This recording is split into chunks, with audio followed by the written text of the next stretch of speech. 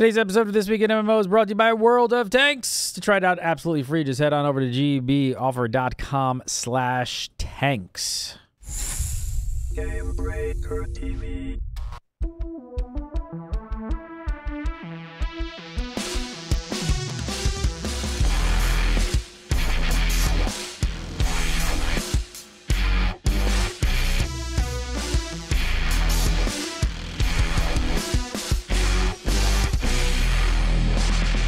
What's up, everybody? Welcome to a late edition of This Week in MMO. It's episode 211. It's December 7th.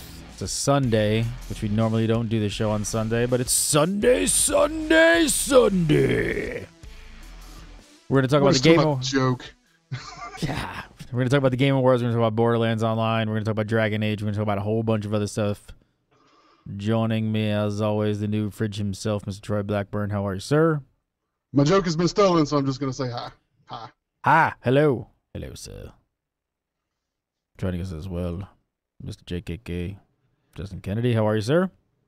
Doing good. I'm awake, and 7-minute naps do not work. Yeah, what is up with that? He took a 7-minute. Justin took a 7-minute nap right before the show. Who does such a thing? Does that even work? Had you woke up within 7 minutes, would it have been worse or better than you were before you laid down? I don't know. I was listening to a podcast when I did it. Oh, what podcast was that? Was that what did it to you? Podcast will put you to sleep because don't you listen to this one? Forget it. I'm out. It was Lauren Bailey. Like, is that it sounds like a snoozer. No idea who that is or what that is. All right. Let's talk about some games. So this, we're going to do a little different edition this week on This Week in MMO. We usually talk about only MMOs, sort of, somewhat, sometimes, for the most part. But we had the video game, or the Game Awards, hosted by Jeff Keighley. Can I just say first up, if you guys didn't see it, you should go watch it. Because I am going to tip the virtual hat to Mr. Keighley for doing a damn fine job and finally getting an award show right. Am I I right? had substance to it. Yeah, they finally addressed those of us who give a crap about what the show's about, the games. Instead of all that pop culture crap that was on Spike TV, now we're getting, we got commercials during the show and all that. That's fine. That's fine. I'll They got to accept pay that for it. if you talk to me as a gamer, and I absolutely enjoyed the show. Commercials during the show. I was waiting for it to go to commercials, and then it goes to commercials, and it's trailers that are interesting to watch. So I'm like, damn it! I needed the commercial break to get up and do something, but now I'm Now I don't watching wanna the leave. commercial instead. Yeah, it was. I gotta say, I mean, first of all, I can't even imagine the amount of work that went into this, and it seems like something Jeff has really put together. I think this is sort of like his baby, where he's really putting something together. Last year, if you guys remember, was a pretty bad display of what a video game show should be. But damn, Jeff, you came back and just rocked this shit this year. I mean, this is like what an award show should be like. It was big, it was fun, and like I think you said, Troy, I mean, like everything was really geared towards gamers. And I gotta say, I mean, down to even the nominees for the games and the awards. Like every year when you watch a video game award show, you're always just like, oh, come on, really? Yeah. Like 1 out of the 4 should really be in that list. And who knows where those other 2 or 3 came from. And with this award show, every game that was involved felt like it should be nominated. It was like, yep, those are the games that should be nominated. That's what gamers think. That's kind of the consensus. That's the feel. I think they just did I was blown away by how well this turned out. Because holy crap, this is just going to went south really quick. I mean, and he did a good job of making everything feel like almost like an upper class setting of it, as opposed to like last year where they're sitting on a fucking couch in some kind of room that they just put cameras and lights around. I mean, this is an actual freaking stage out there with a bunch of people all watching it and looking at it, lights shining everywhere, music playing. I mean, they went pretty big on it. Yeah, I mean, we're showing it now. I mean, it was a big production. If you guys missed it, you can watch the entire thing online. It's on YouTube, the entire show, so you can watch it, and I highly recommend it because I feel like for the first time in a really long time, probably maybe forever, that we've actually, you know, hopefully this happens again. Like, I think Jeff even says at the end, like, thanks for, you know, he thanked everybody for kind of trying this crazy experiment. And I think he did probably go out on a limb here. And I'm going to guess that he probably called in a lot of favors and just really pulled a lot together to make this happen. And wow, I've got this crazy idea for a huge video game award show, but we're really going to do it right. I mean, he focused, Boogie, Total Biscuit won an award. What? Like, I mean, yeah, even the presenters, the special awards they were giving out, they were people that we are familiar with and we care about, and it was spectacular to see that. To see Boogie come out on stage, I didn't realize. I knew he was coming into town for the PlayStation thing over the weekend. I didn't realize he was going to be there. So when I seen Boogie walk out on stage, I was like, that was just a cool moment for me because I'm a huge Boogie fan. And that's the thing. Even people who don't know who he is, I'm sure there's people who are watching who had no idea who he is, which is fine. Again, it was still there was this core sense of it was for people who actually really care and respect games. That's what I think really kind of resonated the most out of everything. There was no ridiculous jokes about gamers living in their basements. There was no backhanded like compliments. There was no snarkiness. It was say a guy was high. Yeah, they were there. All the developers were there. They pulled in a lot of the developers were part of the crowd. You know, and they're excited to win these awards. The awards were really good. The statue award looked fantastic. Did a great job with that. I mean, it was everybody really... that had their hands on one of those was like oohing and ahhing over it. So you knew, some things can look good from a distance, but you could tell by the way these guys were looking at these things, it was probably pretty impressive up close too. I mean, God, I can only hope this is going to happen year after year. Yeah, that's the main thing. Is like I hope that I hope the people who actually like this thing and enjoyed it put out that if they do and make it big so that he's interested in actually doing it again next year, bigger and better. I mean, and what about some of the legitimate world premieres they scored too? Oh my God, a ton of them. A ton of them. Like it was world premiere after world premiere. I lost count at some point. I think it was better than E3's. It was. It was. It was pretty good. They did a good job. Everybody let Jeff Keighley on Twitter know how good of a job he did. Send him a tweet and say you loved what he did, because I'm sure this is like I said, this is not an easy feat. I mean, this is like big time. There's a lot of people involved with this, a lot of money involved to get this thing done. And like I said, I think the other crazy thing, and pointing it out about the commercials, like what some people might not even think about is, usually these shows get paid by advertising and the commercials, and they went out and got only games. There was only game trailers. Yeah. Like the advertising was completely targeted to what we care about. Right. We didn't get slammed down with a bunch of other crap that we didn't care about. Like it was really. I hope they could possibly have made money on this production, or at least they broke even to where they're going to want to do this next year and figure out how to do it again. So I can only hope so. And you could tell there was some product placements and stuff going on within the show, and they have to do that. I mean, this thing costs big freaking money. Oh, yeah. But man, yeah, that becomes the question: Are they going to be able to do it exactly like this again next year? Because that's going to be really important going forward. It's got to kind of to remain interesting to the folks that you want to kind of draw in with this kind of show. You went the right direction. Now the question is, did you or can you make money? Go big or go home. That's what Jeff was saying here with this, man. Go big or go home. Well, hopefully you get to do it again next year, man. If they do this next year again, I'm going to Vegas. Like I knew this was happening. I was like, oh, maybe I'll go, maybe I won't. And I was like, I'm going to this thing. Like this is an award show. Like I'm totally down with going to. Yeah, I definitely see them. Like, and you can kind of tell now when you're listening to it. The crowd was kind of small in terms of people who were yelling and cheering and stuff. And you had a bunch of people who were up on stage who were a little bit nervous at times, but this is their first time doing this. A lot of them probably aren't up on stage quite often all the time. So, like, I can just see next year, like, just more people interested in it now, so more people might actually be there, just make that crowd bigger. And as people get more familiar with it, you're going to be nervous when you're winning an award, I guess, anyways. You just won a freaking award. You're probably happy. I mean, it's always been sort of the problem with a lot of these things, right? The people who are behind the scenes, like we're used to watching celebrity award shows like the Oscars and the Emmys. We're used to watching, music awards where people are rock stars. Like we're used to seeing people who are like in-face celebrities getting up in front of crowds of people who do this for a living. And then you have the video game awards, which were always a little bit more awkward. None of these people are in positions to get in front of people and accept awards and kind of give speeches. And this is not what they do. They're behind the scenes geeks, gamers like us who play games and make games. So you put them up on front of stage and it's a little bit awkward sometimes. But I got to say, it's the right thing to do. It's the right way to make these. I mean, all the crazy glitz and ridiculousness of years past of trying to pass like, oh, and here's a football star who doesn't give a shit about games, blah, blah, blah. Like, it just, that stuff's not working anymore. This is the right approach. This is the right approach. They were definitely on to something. And from what I heard, I mean, it sounded like they were breaking records too all over. I mean, this thing aired all over the place. So it wasn't just one. It was on Twitch. I believe it was on Steam, YouTube. I mean, they just, pushed this out everywhere. I didn't even get to check the numbers. I don't know if any of you did. I know there's about 150,000, I think, on Twitch alone, which is pretty damn respectable. Like that's pretty damn good.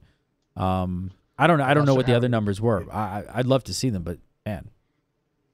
Yeah, I haven't seen anywhere. And at the end of the day, it all sort of geared towards their awards felt more important because everything was being taken more seriously. Yep. Like it was gamers and developers all talking about the games and presenting the awards and accepting the awards. And the award itself felt more serious than it had in years previous to, which is a good thing for the show as well. Let's talk about some of the awards. Game that we talk about from time to time. I think we all play. One best mobile handheld game, little game called Hearthstone. Yeah. Again, right? Didn't it almost feel like weren't you almost a little surprised that it won? Like it should won, but I feel like on video game shows of the past, this would not have won for some reason. I don't know why, but my gut was just like, no, it will be like some Kim Kardashian mobile game that sold. You know what I mean? Like just something ridiculous that like gamers really don't care about. But no, it's Hearthstone. When you look at the nominees, I really thought that Smash Brothers was going to walk away with that one. I honestly did, because they kind of grouped the mobile and the handhelds together in kind of one category. I thought that was a little odd that they grouped those two together, but because they are completely two different genres, really. I mean, mobile, what you're doing with your freaking hand touching the screen and stuff, and handheld's usually still a controller. But overall, it almost felt like they were trying to put the 3DS Smash Brothers into a category so it could get an award too. But Hearthstone took it, man, and kudos to them. It's an addictive game that is even better on mobile. You can just wander around the house doing the same addictive things you can do just sitting at your PC. So there you go. Hearthstone wins Mobile Game of the Year. Best. I hate you for making addictive games. Best online experience went to Destiny, which I really don't think that was too surprising. I mean, what were they up against? Again, when you look at the nominees, I guess that's probably not all that surprising. Some of the ones that were the nominees may have been a little surprising, but Destiny taking the best online experience, I don't know. The game has got a lot of flack recently for gameplay, but as far as the online experience, I mean, I think you can tell us better than we can tell you. So there were no MMOs on this thing, which I know some people were upset about, but MMOs, there's just a small crowd of people that plays like MMORPGs on this thing in regards to online experience, but there's so few of them that actually play compared to the larger pool of the gamers that Destiny obviously has a huge number behind it, and I think it kind of created a new online experience for people this year, like of how to do an online game. Like maybe Destiny itself didn't do it the best for long term, but they did create a new experience for games to follow with. And I mean, really, let's be honest. This is an MMO show. We all have MMOs, but what MMO this year would you really have put on this list? I wouldn't have put any. Yeah. I mean, what really, in 2014 really broke ground? Not talking about expansions. I mean, at the end of the day, they did what was best for business, which was use the multiplayer online sort of PC games. Developer of the Year went to Nintendo. Oh, sorry, I don't have any Nintendo footage here, so I'm playing more Metal Gear Solid footage, which is totally confusing, but that's Metal Gear. A lot of Nintendo definitely had a big part in the entire award show. Very presence throughout. Reggie was on and off stage constantly all night. Right, which I think is great. I mean, oh my God, they got the support. Like, yeah, you said like Reggie, came out in the beginning and middle. Like you saw him like 3 or 4 times. You had lots of stuff with Super Mario going on, coming out. Like, a lot of stuff just around Nintendo in general. So they won Developer of the Year. again, I mean, some of these can all be debated, right? Everybody's going to have an opinion. Yeah. Everybody's going to have an opinion whether they should have won or somebody else should have won. Sure, that's fine. Again, what I really went away from is like, wow, I don't feel bad that Nintendo, like, I don't feel like that's a complete farce that like Nintendo won. And again, all of the picks were completely legitimate. Nintendo had one of the best years they've had in a long time this year, especially when you look at Mario Kart and the Super Smash Brothers game, both for the Wii U and the 3DS. They're runaway hits. It's been a good year for Nintendo finally. They've been a long time coming to have a good year like this. So, nobody can say they didn't deserve it. You can debate whether another company, in your opinion, should have had it, but you can't say Nintendo didn't deserve it. They've done a bang-up job this year. And Nintendo's announcements of this, even their announcements this year of games coming up next year and beyond, I mean, they're going to be strong overall anyways. I mean, they've got big things coming, and they had big things this year. Now, there was one MMO to be seen at the Game Awards, and that is a little game. It's an indie game. Some of you may have heard of it. I believe most people probably watching the show have heard of it, but maybe you haven't. It's called No Man's Sky. They debuted at E3, I guess, last year.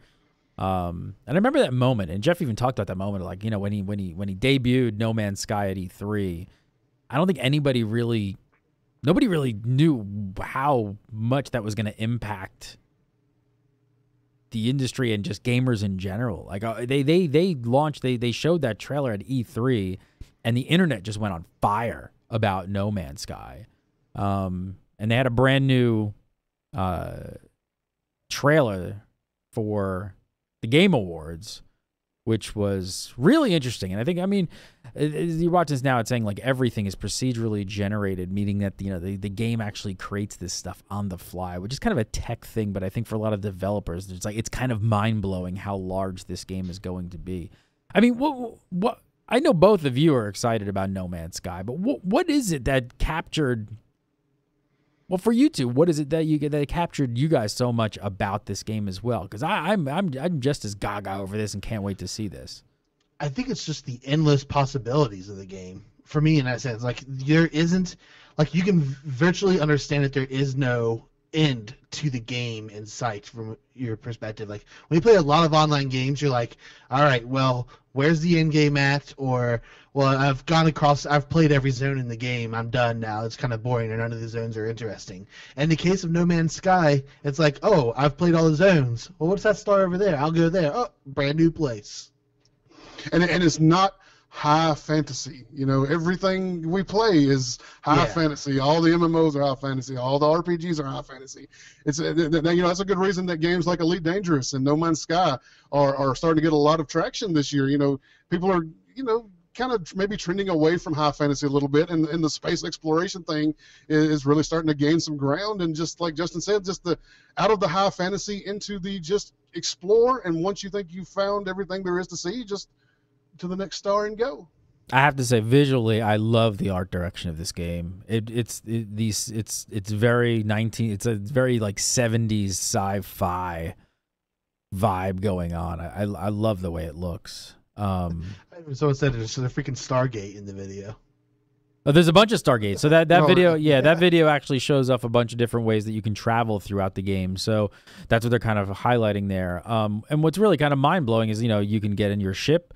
You can go from, on a planet straight into space seamlessly, warping to other star systems, things like that, going through Stargates, all that kind of stuff. I mean, do you think the world is really ready? I mean, I guess for some people they would wonder, like, okay, well, what is the game? Where is the game? What do we do? Like, is there really stuff to do, or is it just a big exploration game of, find some random procedurally generated monsters and kill them on planet, but there's really nothing else to do except some wildlife eating some vegetation and then kind of go on to the next place? I mean, do you think gamers are really ready for that, or do you think that this game is going to have more of a game element, or do you think it's going to be just more of a virtual world and, hey guys, just sandbox, go live in it, go do what you want and you will with it? I mean, they do say it's not only an exploration, it's also a survival game.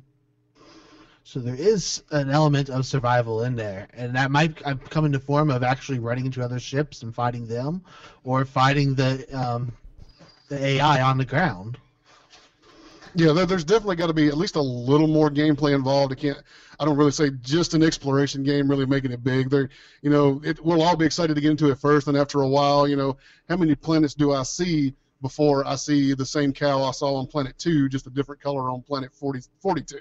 So there's got to be something. And I mean, you look at games like Terraria or Starbound, even, things where it's sort of survival, but there's things to go out and accumulate and improve your gear and move on to harder things. There's got to be some sort of gameplay element before that. We just don't have a lot of detail on what that's going to be at this point. Yeah, I think that's the thing too. I can't wait for more details. You say right here, your ship and suit are fragile, and every encounter you can test your skills to limit.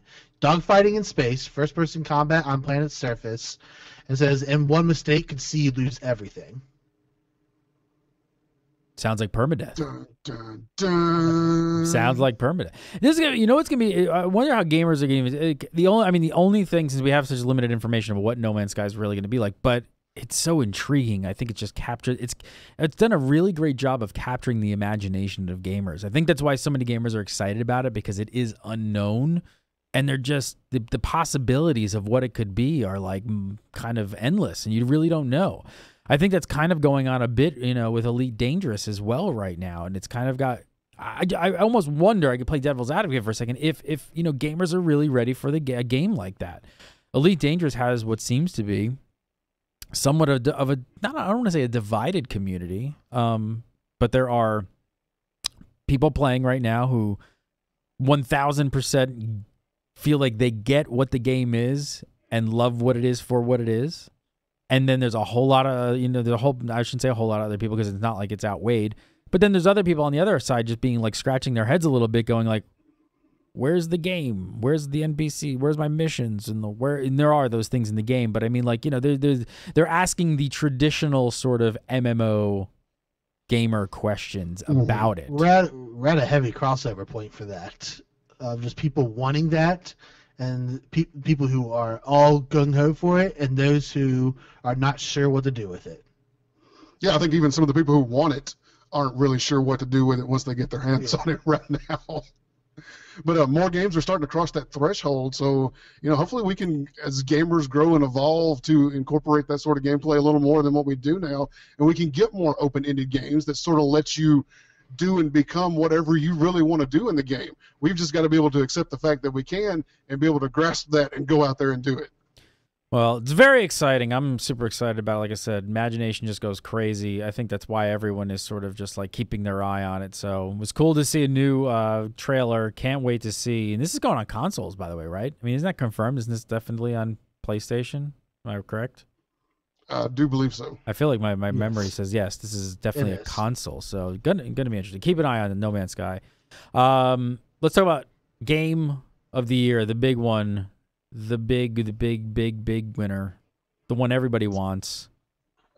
And I don't think anybody's surprised. No, went to Dragon Age Inquisition, took Game of the Year. There was a moment when the envelope was being opened, and my heart, for just a split second, said, it could still be Shadow of Mordor. And then my brain was like, no, you moron, shut up, it's Dragon Age. Yeah, I mean, because you had Bayonetta 2, Dark Souls 2, Dragon Age Inquisition, Hearthstone, and Shadow of Mordor were your options. It's the only one out of that whole, and correct me, I could be completely wrong. I didn't play it, so I don't know. Was Bayonetta 2 that great? Like, was it really? Did I missed it, so I don't know, and I'm just wondering. Like, I saw that on the list, and I was like, it was really good. I've heard the combat was spectacular, but that's all I've really heard about it whatsoever. It's kind of out of my radar, I guess. But if you look at each of these games, they're almost like most of those are each singular focus on what you do. It's like Dragon Age Inquisition was like the most. Why am I showing? I'm showing Elder Scrolls Online footage. I don't even know why. I'll go up in here. Sure, Chad's freaking out. Yeah. That was not Dragon Age. That did not win Game of the Year. Wrong video. I'll go back to Double Fine in the award show, which makes us we're talking about Dragon Age. But there you go. Yeah, that was Elder. I'm watching. I'm like, that's not. No. But I think the diverse options in gameplay and the rich story and just graphical side of it and everything for Dragon Age is what just set it apart in itself. Like this, it's a huge world. I have not finished it. I barely scratched the surface on it. I mean, I'm completely pulled in 8 directions right now, and with my gaming, and between Dragon Age, WoD, Heroes. There's just so many things right now to play that I've barely even scratched the surface. Yeah. I keep rolling new characters because I'll discover like a new companion to be in my party, and I'll be like, well, this guy does the same thing that I'm doing, but I want this guy in my party, so I guess I need to make a new character. You're rolling new characters in Dragon Age. You're never gonna finish the game. Oh no, I'm not even worried about it. I don't even care. I'm enjoying it so much. I don't care if I don't finish it. I'm just the interaction between the characters and stuff, and just exploring the world and seeing the things, and especially, you know, we've talked about it. And everybody's talked about get out of the hinterlands, get out of the hinterlands, get out of the hinterlands. Now that I'm out, because I was behind all you guys because I was having the technical issues with it. Once I got out and started exploring, started picking up people like the Iron Bull and Sarah and companions like that, and I was like, okay, this game is like so much better. Like I was having fun, but that interaction and going to those new areas and interacting with those characters, I was like, okay, this game just elevated to a whole different level from what it was. I was gonna like say like would it be my game of the year, and I can't even say because I haven't played it all the way through, and I don't think that's fair if you haven't finished the game. So I can't really say whether it's my game of the year. It's a fantastic game. It's, you know what it's really done for me, especially like I gotta say I wasn't in a really good place with BioWare in general. You know, after the two main guys had stepped down and left BioWare, and you know, the issues we saw with Star Wars: The Old Republic and how that went. I have to say my fate, and then Dragon Age 2 just wasn't really, you know, my cup of tea. I loved 1, didn't really love 2, as a lot of other people kind of did. They've won me back. This was my last attempt at the Dragon Age, and I have to say, wow, they really knocked it out of the park. Like, I was really surprised, like, just the story-wise right now, like, in events happening, turning points, like, I really was not expecting in this game recently, in a part where I'm at, I'm not going to explain the part or anything, but I was sort of like, oh, that just happened? I was like, okay, and then 1 second later, it was just a whole what the F moment was happening, and I was like, this is freaking awesome. I mean, I had one of those moments so far, and I don't want to give any spoilers away, and I don't know which way you went. Did you pick the Templars or the Mages? Mages. Okay, so I picked the Templars. And there's a moment in that storyline, like right after you sort of pick them, and they're just like, what the fuck? Like, where am I? What is going on? Like, this is crazy town right now.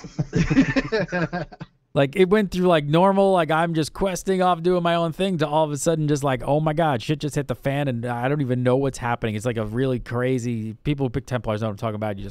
You fall into this, like, crazy, surreal world, and everything's upside down, and just, it's nutty. It's nutty. It's completely out of control. And then you fight a boss, and it was pretty awesome. So, I need to get back in it. Yeah. So, Game of the Year, but again, hats off to Jeff and his team for putting this entire thing together. I think he funded it mostly himself too. I mean, I don't know any of the logistics of how all this went on. I mean, it definitely seems like something that he's put together in a really big way. That this is his dream to not see, like, you know, the award shows kind of go by the wayside. I mean, the other one, the VGXs or whatever, those are all gone. Those Spike ones are all gone. I believe it's because they would spend a lot of money on them. You know, they probably couldn't recoup most of the money, which is, these things are hard to put on because you got to be able to, like, cover the costs. So, man, I hope he's just a guy who loves games. You know, he is a gamer. He loves He loves the art form of games. And he really, really wants to sell it. So, everybody, tweet him. Tweet at Jeff Keighley. Tell him how much you love the award show, because I'm sure that showing support at least helps, you know, get him pumped up. And I'm sure he wants to know that he did right. Because remember last year, man, that barrage of tweets was just hectic.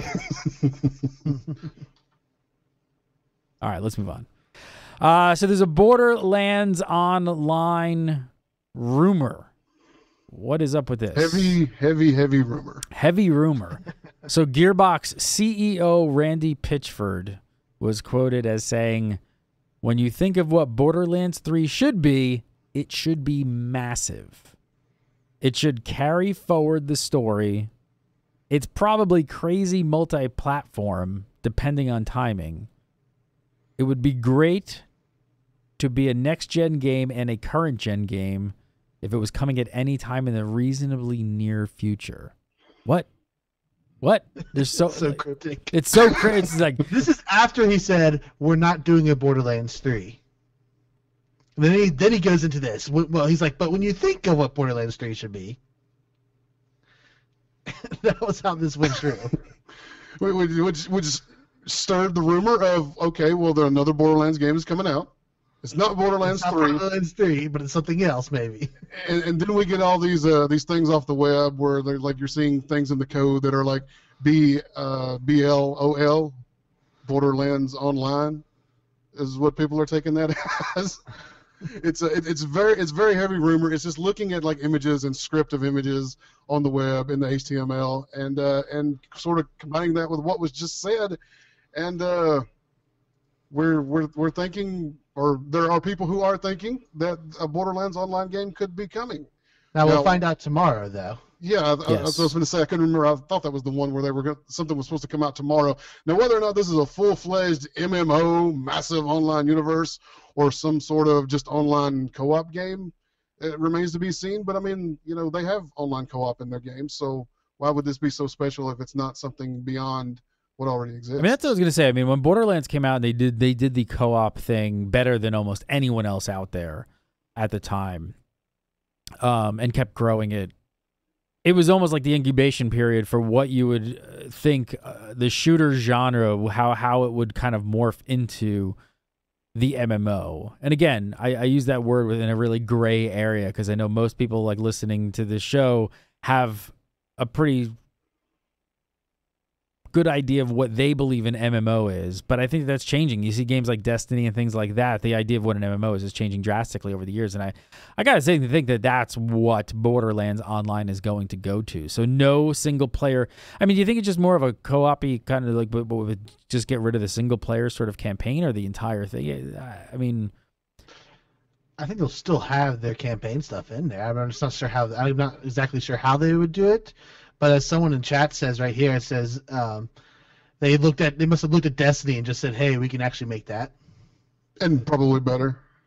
I mean, they were doing kind of the co-op thing earlier on, right? They kind of have more experience with doing that and creating a great experience like that. So now taking it to the next level and just going massive. Well, like you said, we don't have too much time to wait.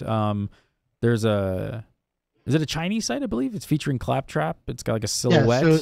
So there's a Chinese site with a silhouette of Claptrap on it and a countdown for tomorrow. And then does have a word phrasing to it. Earthlings, 8th. We shall bring hope to you all. So we will find out Monday what's going to go on with Borderlands or the next installment of Borderlands. It could be very likely though that this is one of those things like we have with Fallout Online, where these people create these fake sites for Fallout Online, these big, huge announcements, get everyone's hope up, and then they find out it's not true. Oh, that's a good point. So the CEO comes out and just sort of makes his statements, just kind of not really putting, just sort of saying, hey, well, what it would be this, it would be this, would be this, and then all of a sudden somebody just makes a fake website with a countdown. Yeah. Possibly. Could be a massive troll tomorrow. But they haven't come out, and I haven't seen any reports from the Borderlands developers at all saying that this is not, that it's fake or anything. They've been silent. So. All right, well, we'll find out tomorrow. I'm sure we'll have it on Game Breaker tomorrow at some point when we report on it. So, all right, next up, Elder Scrolls Online. Now I can play that footage. No, now you play Dragon Age. Now I play Dragon Age footage, yes. So the Elder Scrolls Online console version, remember that? Remember that game? This game was supposed to come out on console as well. It has been delayed again. So the original, their original delay was what, 6 months? That's come and gone. That's a long time ago.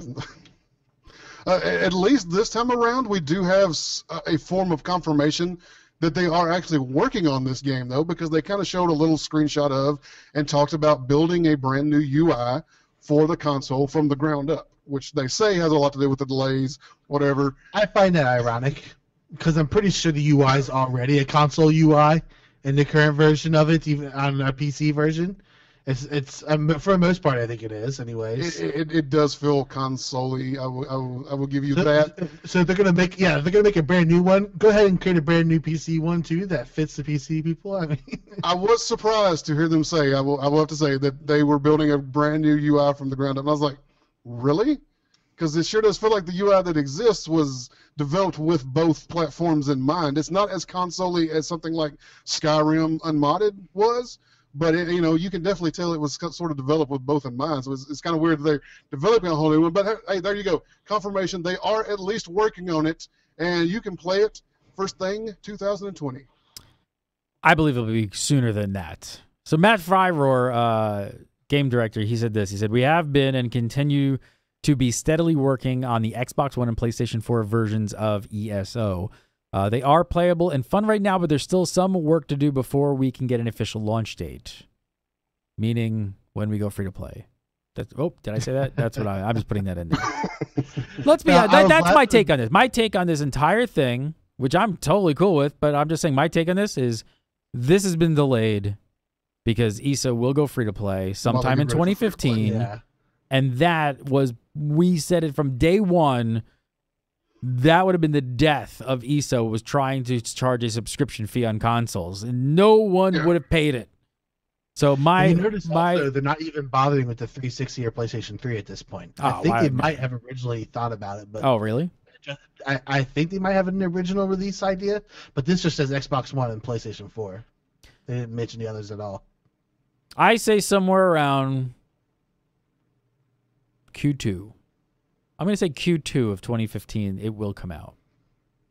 Before Q3. That's my guess. My guess is that it will go free to play sometime in Q2 with the announcement of Xbox One and PS4 as 1 year well. after the PC launch. Yes.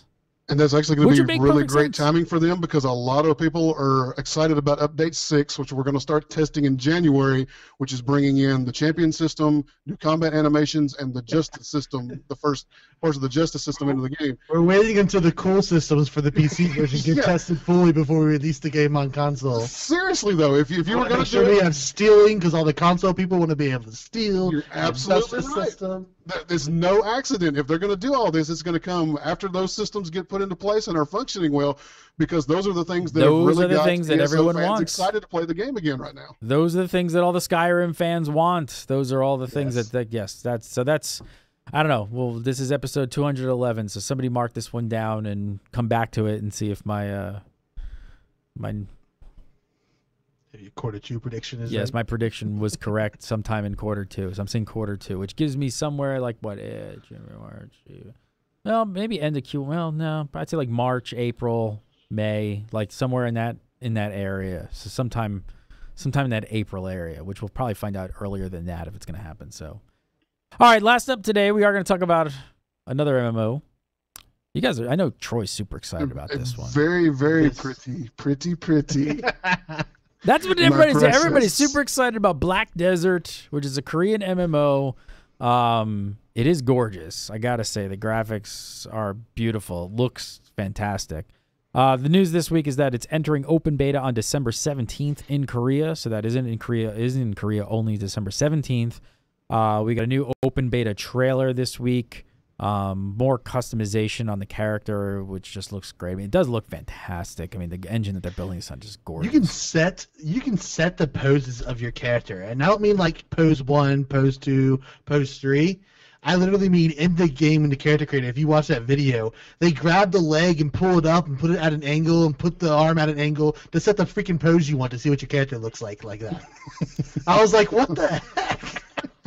Like, this character creator is an entire game to itself for people.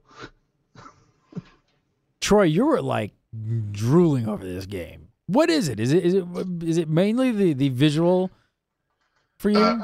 For right now, yes. The combat looks very fast-paced, very visceral, which could be a lot of fun as well. But typically when I look at any sort of Korean-type MMO, I'm instantly turned off because the art style they go with typically does not appeal to me. But something about this one, it looks sexy. The classes that we've seen and have information on look really awesome. There's a lot of cool abilities, like the particle animations for a lot of the cast abilities and stuff look really cool. And now that we've seen some of this like super fast-paced action combat, which may not be for everybody, it may be too much for some people. It may end up being, too much for me. I don't know till I got my hands on it. But it's just something about this looks super sexy. But I always say every time we talk about this game, it looks too good. There has to be something wrong with it. There has to be something wrong because everything I've seen so far looks phenomenal. The game looks good. The combat looks fun. The classes are interesting. The spells and abilities are very interesting and very unique. I can't wait to be one of the giant dudes with double freaking axes just jumping and smashing things. That's going to be me, just so you know. I think the thing that scares mostly about North American MMO players is the grind. It's the style. Yeah. It's the style of questing and setup that they, that Asia likes much more than the NA likes. And I got to say, I'm one of those people. I've gotten very excited over a lot of games coming out of Asia, and then only to find that, like, just tons of grinding, we call it. Just mobs, just kill more mobs. Yeah, and that's probably, if I had to guess, that's going to be the kicker there, and is what's going to instantly turn it off for me, and probably for a lot of people over here, is going to be the play style for the Koreans is going to come with that game. And they're going to try to tone it down a little bit like they've done in other games, but it's still there. That play style still exists, and it's still too much for a big, huge audience in NA. Where do you sit, Justin? I don't think I'm the norm here now when I'm looking at MMOs anymore, because I think grinding quests are worse than grinding mobs at this point. And I've grown tired of grinding quests. So if it's more open world, go around and just kill mobs to level up, I'm going to enjoy that so much more than the current westernization methods of add 1,000 quests of nothingness into it that most of the Korean games have tried doing. I think that's what's partially made them so horrible bringing over, is that they just turn their mob grinding into quest grinding. So I'm actually excited about that. I want the combat. I want the world looks awesome, and the publisher is the same publisher as it is over there. So maybe faster updates. We shall see. We don't know. So the Korean publisher is is it how do you say it? Is it DAUM? I think DAUM, DAUM, is the Korean publisher. And also, I believe it was confirmed this week as well that they are bringing Black Desert to both Europe and North America sometime in 2015. So I know for a lot of people, there was even the question of, will this game even get over here to our shores so we can play it? And yes, it was confirmed that in 2015 we will see it. So open beta in Korea on December 17th. Got to figure a couple months after that at least for a launch. So I say the earliest you're going to probably see Black Desert would be late 2015. The good news is we're going to start seeing more and more videos and stuff come out of the game, so we're going to get a better feel of what the game actually is before we even get our hands on it. So it'll be interesting to see kind of what the gameplay is like over there and compare that to what we end up with. Mr. Troy Blackburn. Sunday. Follow Troy on Twitter at NoobFridge, NoobFridge. Check out all his great stuff over on GameBreaker.tv every single day, and right here on TWIMMO, which we normally do on Thursdays. Oh, not Sunday. Not Sunday, but sometimes Sunday. Justin Kennedy, you can follow him on Twitter at JKKennedyTV. Make sure to follow his Twitch channel as well. He's been doing a ton of streaming. We didn't even get to talk about the crew this week. Wow. We gotta do that next week. We need an update on the crew, brother. You've been playing it like mad. Yeah, I need another week to experience some stuff before I can talk about it fully on it. All right, so next week we'll talk a bit about the crew and catch up on what you're thinking about that. You can follow me on Twitter at Gary Gander. Follow GameBreaker TV, GameBreaker TV. Facebook.